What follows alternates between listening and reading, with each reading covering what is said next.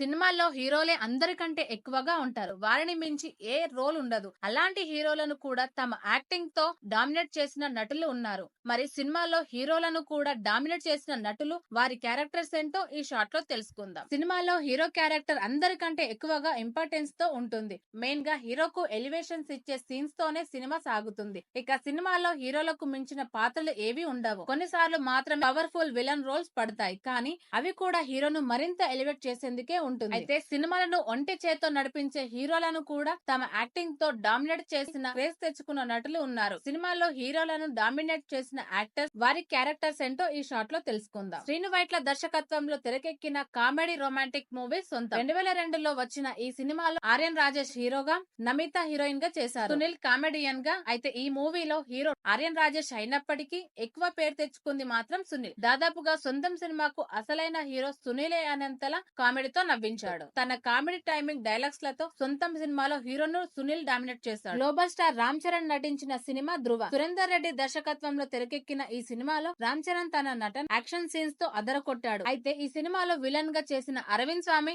తన నటనతో మరింతగా ఇచ్చి పడేశాడు. సినిమాలో రామ్ చరణ్ కంటే అరవింద్ స్వామికే చాలా మంది ఆడియన్స్ కనెక్ట్ అయ్యారు. ధృవలో అరవింద్ స్వామి తన నటనతో విపరీతమైన క్రేజ్ తెచ్చుకున్నాడు. తమిళ సినిమా ఇండస్ట్రీలో నటుడిగా విపరీతమైన క్రేజ్ తెచ్చుకున్న దర్శకుడు ఎస్.జె. సూర్య. ఇటీవల సరిపోద శనివారం, గేమ్ చేంజర్ సినిమాలో కూడా తన నటనతో ఎస్.జె. సూర్య అలరించాడు. అయితే స్టార్ హీరో విశాల్ నటించిన మార్క్ ఆంటోనీ సినిమాలో ఎస్.జె. సూర్య కీలక పాత్ర పోషించాడు. ఇందులో హీరో విశాల్ అయినప్పటికీ తన యాక్టింగ్ తో డామినేట్ చేశాడు ఎస్.జె. సూర్య.